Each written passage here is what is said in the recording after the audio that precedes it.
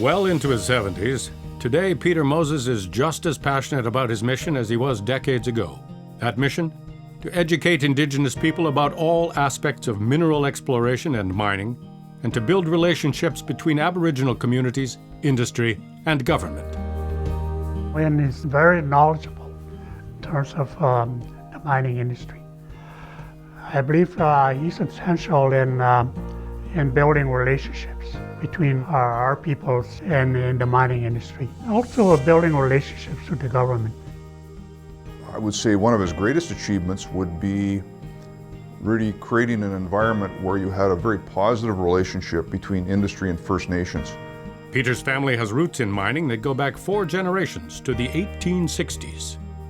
Members of his family were instrumental in the initial gold discoveries at Heron Bay in 1872 and at Hemlo in the 1940s. Actually, 30 kilometers east is where my great-grandfather first discovered gold, which became known as, back in 1867, as the Bow Hill Mines project.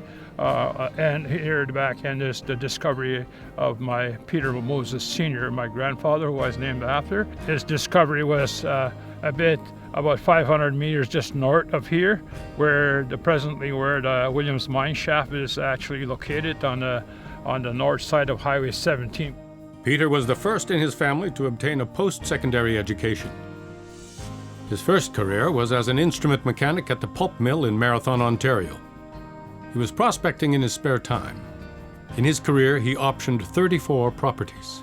Because of that knowledge, Peter is able to explain fully to an individual that has no knowledge about minerals at all. That innate ability to teach led Peter to a job as First Nations Mineral Information Officer with the Ministry of Northern Development and Mines.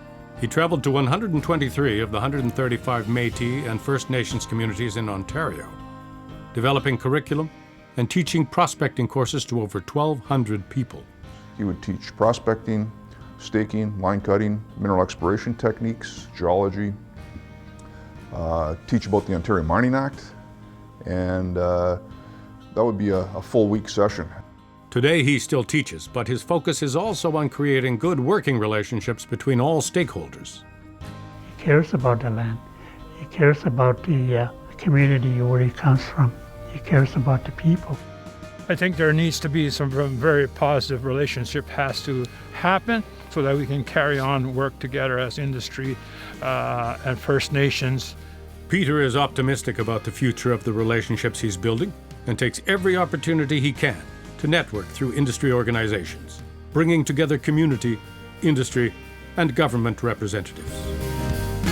Anything is possible as long as you have the willingness to sit down and talk.